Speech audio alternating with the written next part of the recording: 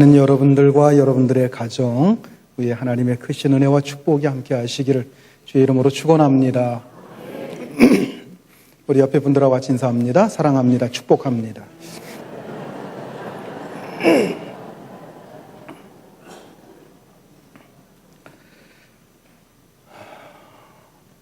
오늘 본문 말씀은 역사적으로 볼 때 굉장히 미묘한 시점에서 일어난 일을 기록하고 있는 말씀입니다. 우리는 복음서에서 구약에서 신약으로 넘어가는 이 중요한 분기점을 발견할 수 있습니다.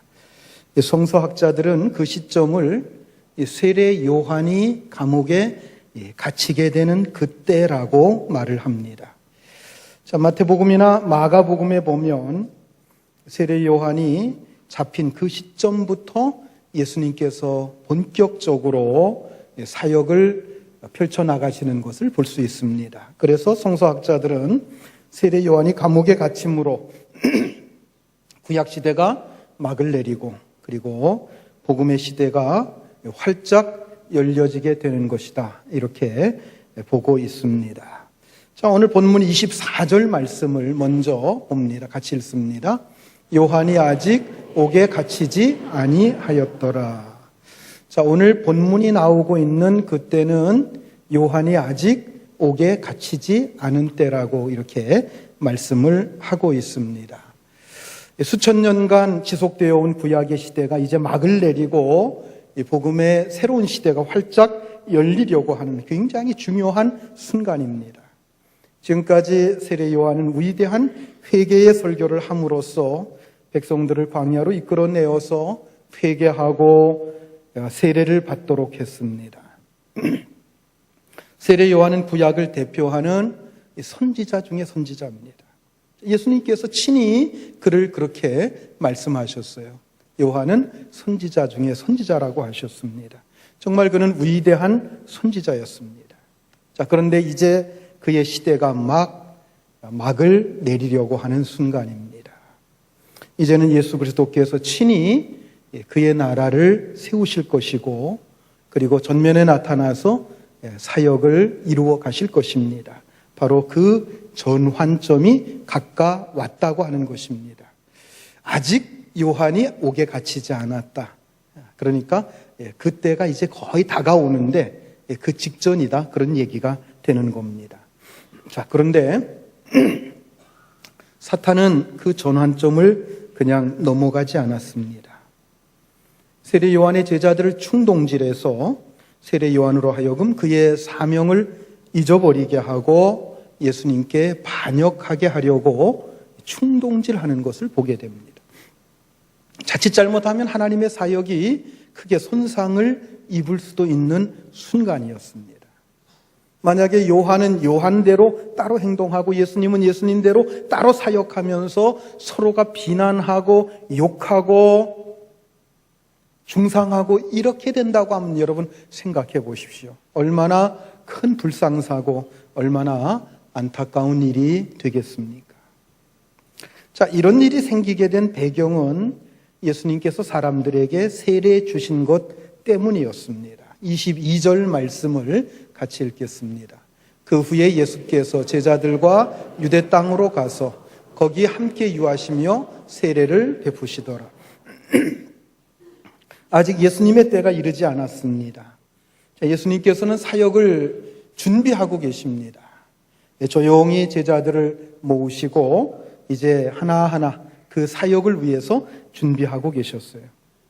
예수님은 세례 요한이 옥에 갇힌 그 이후부터 본격적으로 사역을 시작하실 생각이셨습니다. 자, 그런데 너무나도 많은 사람들이 죄를 회개하면서 예수님께로 나오고 있었습니다. 예수님은 그들을 그냥 내버려 두고 계실 수가 없었습니다. 그래서 예수님께서는 그들에게 세례를 베푸셨습니다.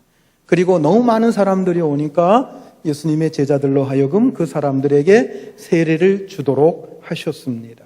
조금 넘어가서 요한복음 4장 1절과 2절 말씀 우리 같이 한번 읽겠습니다. 예수께서 제자를 삼고 세례를 베푸시는 것이 요한보다 많다 하는 말을 바리새인들이 들은 줄을 주께서 아신지라. 예수께서 친히 세례를 베푸신 것이 아니요 제자들이 베푼 것이라. 그만큼 예수님께로 몰려오는 사람들이 많았다고 볼 수 있겠습니다. 자, 그런데 여러분, 세례 그러면 누구의 대명사입니까?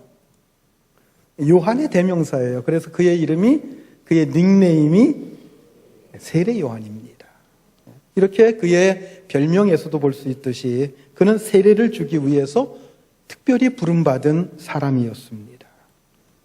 사람들은 세례 베푸는 일은 이 세례 요한이 하는 일이다. 세례 요한만이 할 수 있는 일이다. 아마 그렇게 생각을 했던 것 같습니다. 특히 이 세례 요한의 제자들은 더욱 그런 생각을 하고 있었던 겁니다. 그런데 어느 날 갑자기 나타난 예수라고 하는 자가 사람들에게 세례를 주고 있는 겁니다. 더구나 그의 제자들까지 세례를 주고 있습니다. 그리고 그것보다 더 큰 문제가 되는 것은 예수의 제자들에게 세례를 받으려고 수많은 사람들이 몰려가고 있다고 하는 것입니다. 그래서 세례 요한에게 세례를 받는 사람들보다 예수님의 제자들에게 세례를 받는 사람들이 훨씬 더 많게 됐다고 하는 겁니다. 본문 25절 말씀 우리 같이 한번 읽겠습니다. 이에 요한의 제자 중에서 한 유대인과 더불어 정결 예식에 대하여 변론이 되었더니. 자, 세례 요한의 제자들이 한 유대인과 어떤 한 주제를 놓고서 변론을 하고 있었습니다. 그 주제는 정결 예식이었습니다. 이것은 구약 시대에 있었던 정결 예식을 가리킵니다. 본래 죄를 지은 사람이 죄 용서함 받고 새로운 이스라엘 백성으로 출발하려고 하면 이 정결 예식을 거쳐야 됩니다. 몸에 물을 뿌리거나 아니면은 물로 몸을 씻는 것을 말합니다.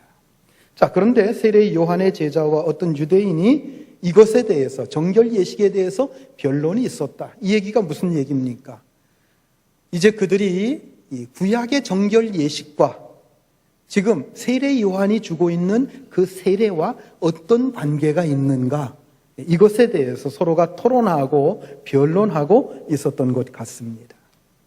자, 그리고 그 얘기를 하던 중에 유대인이 왜 세례를 주는 곳이 두 곳이나 되느냐 하고 따졌던 것 같아요. 아마도 유대인이 이렇게 말했던 것 같습니다. 죄를 회개하는 사람들은 당신들을 찾아와야 하는 거요, 아니면 저쪽에서 세례 주고 있는 저 예수라고 하는 사람을 찾아가야 되는 거예요. 시작은 분명히 당신들이 먼저 한 것 같은데 요즘에는 다들 저 예수라고 하는 사람을 찾아갑디다. 요즘에는 예수가 대세라고 합디다. 이렇게 얘기를 한 것 같습니다. 그 얘기를 듣고 있던 요한의 제자들이 다른 얘기는 들리지 않고 그쪽으로 가는 사람들이 훨씬 많다 하는 이 얘기밖에는 들리질 않았어요. 쉽게 얘기하면 그 얘기 듣고서 꼭지가 돌아버린 것입니다. 그래서 그들 마음속에는 시기심이 생기고 자꾸 화가 나는 거예요. 아니, 세례라고 하면 우리 선생님이 전문이지. 그 예수라고 하는 사람도 우리 선생님한테 세례받지 않았는가? 적반하장도 유분수지. 지들이 어떻게 그럴 수 있어? 로얄티도 안 내고 지들 맘대로 세례 줘도 되는 거야? 이런 얘기를 해가면서 그들이 이제 세례 요한에게 달려왔습니다. 그리고 입에 거품을 잔뜩 물면서 이제 세례 요한에게 얘기를 합니다. 26절 말씀 같이 봅니다. 그들이 요한에게 가서 이르되 랍비여, 선생님과 함께 요단강 저편에 있더니 곧 선생님이 증언하시던 이가 세례를 베풀매 사람이 다 그에게로 가더이다. 이런 얘기죠. 선생님, 세례는 선생님의 전매 특허인데 예수라고 하는 그 사람이 선생님의 허락도 받지 않고 지금 세례를 주고 있답니다. 그냥 이대로 있으면 안 되겠습니다. 당장 그 사람 불러다가 엄하게 경고해야 되지 않겠습니까? 그리고 우리에게 오던 사람들까지 그쪽으로 다 가버리고 있으니 선생님, 우리도 무슨 대책 같은 것을 세워야 되지 않겠습니까? 이렇게 얘기를 한 겁니다. 사실 이런 경우에는 좀 인격이 있고 사회적인 지위가 있는 사람이라고 할지라도 흔들리기가 쉬운 법이에요. 우리가 흔히 쓰는 말 가운데 그런 얘기 있잖아요. 나는 괴로워도 참을 수 있는데 이거 애들 때문에 안 되겠다. 이런 말 있죠. 아이들이 왜 우리 집에만 자동차가 없느냐 하고 졸라대면 딱히 자동차가 필요한 것이 아니지만 그 중심이 흔들리게 돼서 하지 말아야 될 일도 하게 되는 경우가 있게 되는 것입니다. 만약에 세례 요한이 보통 사람 같았다고 하면은 아마 이렇게 말했을 것입니다. 그래? 듣고 보니 너희 말에도 일리가 있는 것 같구나. 그러면 그 예수라고 하는 그 사람 오늘 밤에라도 나를 찾아오라고 기별을 넣거라. 내가 한번 조용히 타이르마. 그래도 말 안 들으면 우리가 얼마나 무서운 사람인지 한번 보여주자. 아마 보통 사람들 같았으면 그렇게 말했을 거예요. 그리고 요한의 제자들이 요한에게 기대했던 대답도 아마 그런 얘기였을 것입니다. 그런데 세례 요한은 제자들의 불평, 불만에 대해서 아주 놀라운 말을 하고 있습니다. 본문 27절 말씀 같이 봅니다. 요한이 대답하여 이르되 만일 하늘에서 주신 바 아니면 사람이 아무것도 받을 수 없느니라. 여러분, 이게 무슨 얘기입니까? 요한이 지금까지 자기가 해온 이 일, 즉 사람들을 회개케 하고 세례를 베푸는 이 일이 자기의 일이 아니라는 거예요. 이 일은 하늘에서 하라고 주신 일이지 자기 사업이 아니라는 겁니다. 자기 일이란 없다는 거예요. 모두 다 하나님의 일이라는 것입니다. 사랑하는 성도 여러분, 우리가 하는 모든 선한 일은 하나님께서 허락하시고 하나님께서 힘을 주셔서 하는 일인 줄 믿으시기 바랍니다. 우리의 능력으로, 우리의 자격으로, 우리의 어떤 힘을 가지고 하는 게 아니에요. 하늘에서 주시지 않으면 아무것도 할 수가 없습니다. 세례 요한이 지금까지 그렇게 능력 있게 설교할 수 있었던 것, 이것은 주님께서 그에게 능력을 주셨기 때문입니다. 그가 타락한 이스라엘 백성들을 향해서 회개의 복음을 외치고 능력 있게 세례를 줄 수 있었던 것, 그것은 주님께서 그런 능력을 그에게 주셨기 때문입니다. 모든 것이 다 주님의 일이고 주님께서 힘 주시고 능력 주셔서 할 수 있었던 것이지 결코 자기 힘으로 자기가 가지고 있는 어떤 자격을 가지고 한 것이 아니었다는 것입니다. 사탄은 믿는 자들 안에서도 분쟁을 일으키려고 얼마나 애를 쓰는지 몰라요. 마치 예수가 다르고 세례 요한이 다르다는 겁니다. 베드로가 다르고 바울이 다르다고 그렇게 말합니다. 그렇게 다르게 만들려고 얼마나 애를 쓰는지 몰라요. 뭔가 자신을 특별한 존재로 만들어서 주님께 대항하려고 만들어버립니다. 사도 바울은 고린도 교회에 편지하면서 그 고린도 교회가 안고 있는 여러 가지 문제들을 지적하던 중에 그들에게 분쟁이 있는 것을 지적을 했습니다. 고린도전서 1장 11절로 13절까지 같이 읽습니다. 내 형제들아, 글로에의 지편으로 너희에 대한 말이 내게 들리니 곧 너희 가운데 분쟁이 있다는 것이라.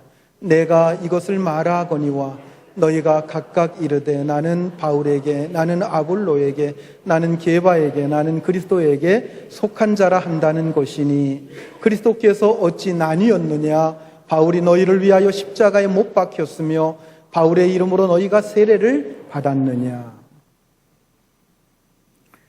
고린도 교회 안에 있던 신자들이 서로 나는 누구 파라고 하면서 나뉘어져 있었고, 나뉘어진 그들이 서로가 서로에 대해서 대립되어 있었다는 거예요.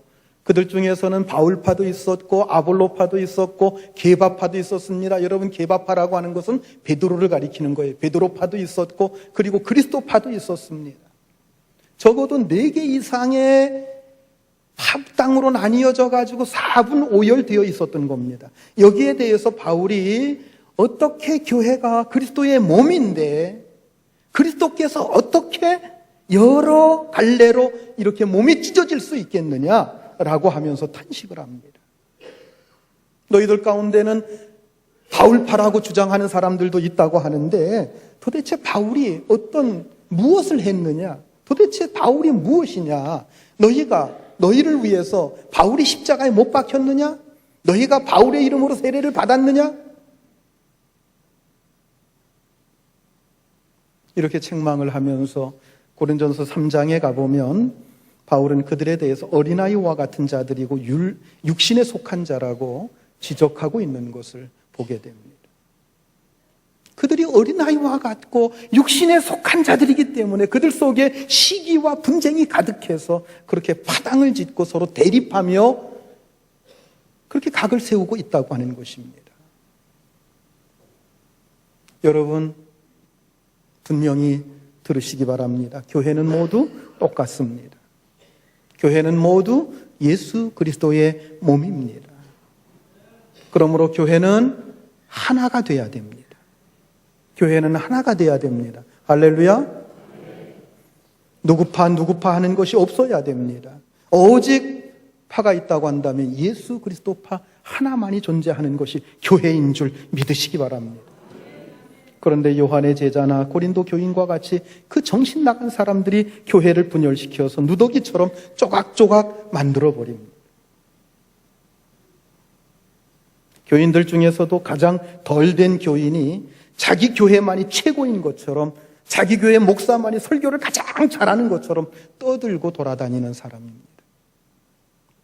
여러분, 교회는 오직 하나밖에 없습니다. 주 예수 그리스도의 교회 하나뿐입니다. 그러면 어떻게 그 수많은 교회를 하나의 교회라고 말할 수 있겠습니까? 모두 다 한 몸에 붙어 있기 때문입니다. 한 몸에 붙어 있는 지체는 서로 싸우지 않습니다. 여러분들의 몸에 붙어 있는 지체가 서로 싸우는 거 봤습니까? 싸우지 않아요. 잘난 체하지 않습니다. 서로가 귀하게 존중하게 여겨줍니다. 그렇다면 왜 싸웁니까? 왜 시기하고 미워하고 잘난 체하고 욕합니까? 교인이라고 하면서 서로 욕하고 싸우는 이유가 무엇입니까? 그 이유가 한 가지밖에 없어요. 그 몸에서 떨어져 있기 때문입니다. 예수 그리스도로부터 떨어져 있기 때문에 서로 욕하고 시기하고 싸우는 거예요. 자기 몸과 전혀 관계가 없기 때문입니다. 몸에 붙어 있으면 절대로 그럴 수가 없죠. 그런 교인이 있다고 한다면 그 교인은 예수 그리스도께 속한 교인이 아니라 사탄에게 속한 교인일 것입니다. 우리를 예수 그리스도에게 떼어놓으려고 하는 사탄의 시도가 얼마나 집요한지 우리는 알아야 됩니다. 그러므로 우리가 자칫 잘못하면, 우리가 잠깐 헷가닥하면 이 사탄의 도구가 될 수 있다고 하는 사실을 우리가 잊지 말아야 합니다. 세례 요한은 자기를 충동질하는 제자들 앞에서 놀랍게도 자신의 위치를 지켰습니다. 조금도 흥분하거나 분을 품지 않았습니다. 그에게 왜 인간적인 섭섭함이 없었겠습니까? 그러나 그는 자신의 한계를 잘 알고 있었습니다. 그리고 더 중요한 것, 그것은 자기가 보냄을 받은 목적이 무엇인지, 자신의 사명과 본분이 무엇인지 너무나도 잘 알고 있었다는 것입니다. 그래서 그는 그런 섭섭함을 능가하는 기쁨을 누릴 수 있었던 것입니다. 자, 본문 28절, 29절 말씀 한번 보시기 바랍니다. 내가 말한 바 나는 그리스도가 아니요 그의 앞에 보내심을 받은 자라고 한 것을 증언할 자는 너희니라. 신부를 취하는 자는 신랑이나 서서 신랑의 음성을 듣는 친구가 크게 기뻐하나니 나는 이러한 기쁨으로 충만하였노라. 세례 요한은 자신의 한계가 어디까지인지 너무나도 분명히 알고 있었습니다. 그는 그리스도가 아닙니다. 그리스도 앞서서 준비하기 위해 선발대로 보냄받은 자라고 하는 것입니다. 세례 요한은 이런 자신에 대해서 이제 신랑과 친구의 비유를 가지고 설명을 합니다. 자, 29절 말씀 한 번 더 같이 읽겠습니다. 29절입니다. 신부를 취하는 자는 신랑이나 서서 신랑의 음성을 듣는 친구가 크게 기뻐하나니 나는 이러한 기쁨으로 충만하였노라. 신랑과 친구의 비유라고 불리우는 비유인데요. 여러분, 이 비유가 굉장히 중요한 비유입니다. 자, 여러분 잘 들으세요. 결혼식을 할 때 보면 신랑의 친구들이 함께 기뻐하면서 신부와 신랑을 축하해 줍니다. 자, 그런데 여러분, 그 가정이 오래전에 깨져서 서로가 아주 비참하게 살다가 다시 재결합하는 결혼식이라고 할 때에 여러분, 그 기쁨은 이루 말로 다 할 수 없다고 하는 것입니다. 여러분, 이게 뭘 의미하는지 아십니까? 하나님과 이스라엘의 관계는 결혼 관계로 성경이 표현하고 있습니다. 하나님께서 이스라엘을 신부로 삼아서 결혼을 하셨어요. 이게 구약이 가지고 있는 사상입니다. 하나님께서는 그들과 특별한 언약을 세웠고 그들을 아주 특별하게 사랑하셨습니다. 하나님께서는 그들에게 필요한 모든 것을 다 주셨습니다. 그래서 이스라엘 백성들은 다른 어느 민족도 경험할 수 없었던 놀라운 은혜를 그들이 경험을 했고 자유와 풍요로움을 누렸던 것입니다. 신명기서를 보세요. 세상의 어느 민족이 바닷 가운데로 길이 나서 그 길 가운데로 건넌 민족이 있었느냐? 어느 민족이 광야에서 만나를 먹고 메추라기를 먹으면서 지내온 적이 있느냐? 어느 민족이 구름 기둥과 불 기둥으로 인도함 받은 적이 있느냐? 하면서 자랑하는 내용이 나오는 거예요. 그게 이스라엘 민족이에요. 그렇게 사랑을 받고 그렇게 깊은 관계 속에 들어갔던 그 이스라엘입니다. 그런데 그들은 점점 하나님이 주시는 것만으로는 만족할 수가 없었습니다. 그들은 다른 신들이 두는 타락한 쾌락도 맛보고 싶었고 땅도 무한히 넓히고 싶었고 노예도 거느리고 싶었습니다. 이러한 것들은 하나님께서 철저히 금하신 것입니다. 그런데 그런 것들이 자꾸 눈에 들어오고 그런 것들이 하고 싶은 거예요. 그래서 그들은 점점 하나님을 떠나갔습니다. 하나님께서 선지자들을 통해서 그들을 아무리 불러도 돌아오지 않았습니다. 이상한 사생아들만 잔뜩 나왔습니다. 아무리 봐도 그들은 더 이상 이스라엘이 아니었습니다. 생각하는 것이나 행동하는 것이 도무지 이스라엘이라고 봐줄 수가 없었습니다. 그래서 하나님께서는 그들과의 관계가 끝났음을 드디어 선언하셨습니다. 이제 이스라엘은 내 아내가 아니며 그 자식들은 내 자식이 아니다. 가정이 깨진 거예요. 이혼한 겁니다. 성격이 서로 맞지 않아서 깨진 것도 아니고 남편의 사랑이 부족해서 깨진 것도 아닙니다. 오직 이스라엘의 탐욕과 죄악 때문이었습니다. 마치 호세아의 아내가 남편을 버리고 도망가서 방탕했던 것처럼 그렇게 방탕했기 때문입니다. 그래서 하나님과 이스라엘은 이혼하고 만 것입니다. 하나님께서는 수백 년 동안 그들에게 사랑을 보이지 않으셨습니다. 그때 그들이 당한 비참함이라고 하는 것은 이루 말로 다 표현할 수가 없었습니다. 이스라엘 백성들은 애국과 수리아에 번갈아 가면서 얻어 터지더니 아수르에게 강간당해 수치를 당하고 그리고 결국에 가서는 바벨론에게 카운트 펀치를 맞고 완전히 뻗어버리고 말았습니다. 마치 호세아의 아내 고멜이 남편을 버리고 다른 남자를 따라간 이후에 이 남자 저 남자 품에 안기다가 매우 비참하게 된 것과 같은 겁니다. 그러다가 결국 노예시장에 벌거벗겨진 채 쇠고랑에 매인 채 노예로 팔려갈 위기에 처하게 되었습니다. 이렇게 이스라엘 백성들은 전 세계에 흩어져서 온갖 수모, 굴욕 다 당하면서 살고 있었습니다. 그런데 하나님께서 수백 년 만에 신랑의 친구를 보내서 이 방탕하고 형편없는 여자를 다독거려 다시 가정을 회복하려고 하십니다. 그래서 이스라엘의 그 비참한 방황이 이제 끝나려고 하는 순간입니다. 여러분, 이 신랑의 친구가 누굽니까? 세례요한입니다. 처음 결혼해도 신랑의 친구들은 큰 기쁨이 있어요. 그런데 이것은 오래전에 이미 깨진 가정입니다. 수백 년 동안 버림받았던 여인입니다. 영원히 버리실 것 같았는데 하나님께서는 다시 친구 세례 요한을 통해서 그들의 잘못한 행동을 책망하시고 다시 결합하자고 말씀하고 계십니다. 그러니 이 가슴 벅찬 순간에 어찌 세례 요한이 잠을 잘 수 있겠습니까? 그리고 이 귀한 결합에 어찌 자신의 명예나 기분 같은 것 때문에 화를 낼 수 있겠습니까? 그러므로 세례 요한은 자신이 신랑의 친구로서 이러한 기쁨이 충만하다고 말하고 있는 거예요. 그는 하나님과 이스라엘의 재결합을 보면서 정말 춤이라도 한바탕 추고 싶은 심정이었습니다. 이 하나님의 은혜와 영광이 이스라엘에 임하는 그 순간에 자신이 손해보고 자신이 빼앗기고 자신이 소멸되는 것, 이게 무슨 대수입니까? 무슨 문제가 있겠습니까?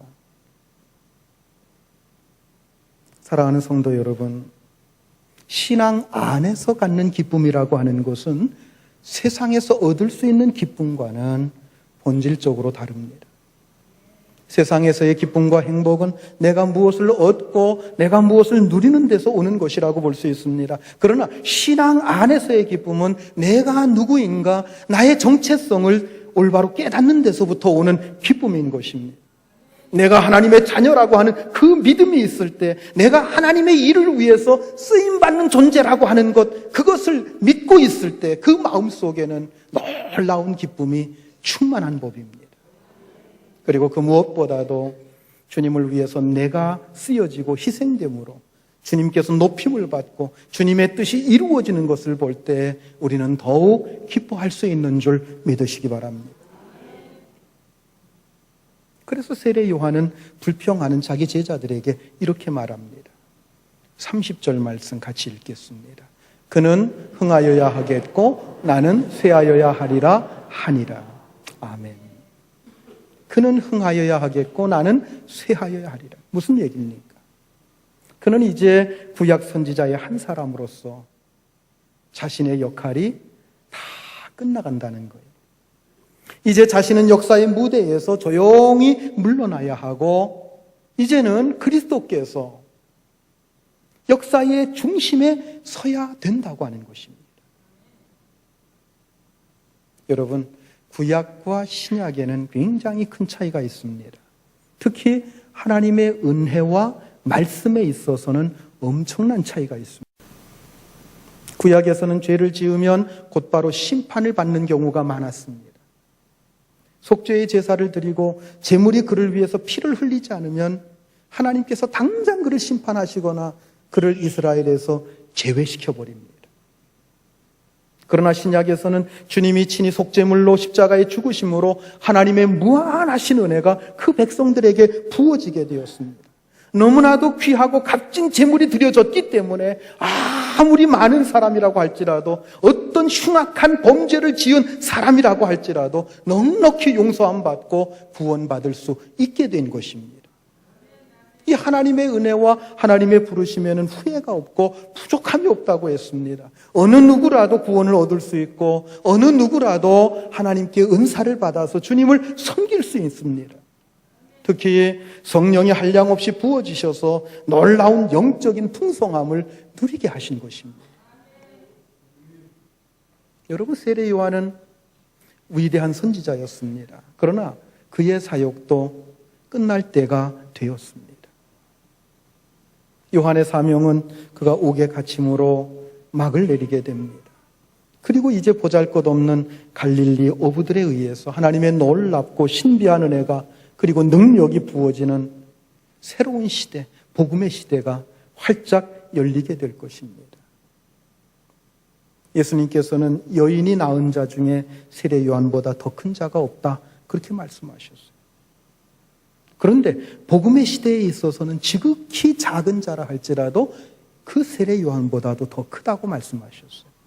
마태복음 11장 11절 말씀 같이 읽습니다. 내가 진실로 너희에게 말하노니 여자가 낳은 자 중에 세례 요한보다 큰 이가 일어남이 없도다. 그러나 천국에서는 극히 작은 자라도 그보다 큰 일. 여러분, 이 말씀의 의미가 뭔지 아십니까? 하나님께서 오늘 우리에게 얼마나 큰 은혜를 부어주시는지 그것을 보여주시는, 가르쳐주시는 말씀입니다. 오늘날은 복음의 시대입니다. 오늘날은 성령의 시대입니다. 여러분, 이 시대는요, 우리가 믿고 사모하기만 하면 하나님께서 은혜와 성령을 넘치도록 부어주시는 시대입니다. 아무리 보잘것없는 자라고 할지라도 세례 요한보다도 더 큰 은혜 받을 수 있고 세례 요한보다도 더 큰 일을 할 수 있다는 것입니다. 그런데 왜 오늘날 많은 사람들이 이 엄청난 은혜의 홍수 속에 살면서도 갈증으로 타 죽어가고 있습니까? 홍수가 나서 온 세상은 물바다인데 우리는 왜 그렇게 메말라가고 있습니까? 바로 불신앙 때문입니다. 불신앙 때문이에요. 하나님을 전심으로 믿지 않기 때문입니다. 하나님의 말씀이 떨어져도요, 적당히 상식선에서 믿죠. 전적으로 그 말씀을 받아들이려고 하질 않습니다. 머리는 똑똑한 것 같고 지혜로운 것 같고 거룩한 것 같은데 발은 시궁창에 빠져 있어요. 머리에는 은혜가 꽉 차 있는 것 같은데 다리에는 영양이 공급되지 않아서 썩어 들어가고 있어요. 말씀과 지식과 정보의 홍수 속에 살고 있어서 알기는 엄청나게 많이 알고 있는데 그것이 생활 속에서 전혀 빛을 발하지 못하고 있습니다. 그저 신앙은 신앙이고 생활은 생활이라고 하는 식으로 그렇게 살아갑니다. 여러분, 분명히 들으세요. 세례 요한은 우리보다도 예수님에 대해서 아는 것이 훨씬 적었습니다. 그가 예수님에 대해서 아는 것은 지극히 단편적인 지식뿐이었어요. 그러나 그는 자기가 아는 범위 내에서 최선을 다했습니다. 자기 본분과 위치와 사명을 바로 알고 그대로 실천했습니다. 이제 자신의 사역이 끝날 것이라고 하는 것도 알고 있었습니다. 그래서 그는 말합니다. 그는 흥하여야 하겠고 나는 쇠하여야 하리라. 그리고 그는 예수 그리스도를 통해 놀라운 부흥이 일어나기를 꿈꾸면서 역사의 무대에서 조용히 내려간 것입니다. 이 세례 요한의 고백, 이 고백이 오늘 우리의 고백될 수 있기를 바랍니다. 여러분 한번 따라서 해보시기 바랍니다. 그는 흥하여야 하겠고 나는 쇠하여야 하리라. 여러분, 이것을 바울식으로 표현하면 뭔지 아십니까? 나는 죽고 그리스도가 사는 거예요. 나는 죽고 그리스도가 사는 겁니다. 사랑하는 성도 여러분, 오늘 여러분들의 마음속에도 이 세례 요한의 기쁨이 충만할 수 있기를 바랍니다. 자신의 위치와 본분을 지키고 자신의 사명 때문에 기뻐할 수 있기를 바랍니다. 그리고 하나님과의 관계가 회복되어서 하나님 앞에 나오는 하나님의 백성들 때문에 그들을 보면서 기쁨이 충만한, 이러한 친구의 기쁨이 충만한 이 기쁨이 여러분들의 기쁨 될 수 있기를 바랍니다. 그리고 자신이 죽고 예수가 사는 이 헌신과 겸손과 희생적인 삶 때문에 기뻐하시는 여러분들이 되시기를 주의 이름으로 축원합니다. 기도하시겠습니다. 은혜로우신 하나님,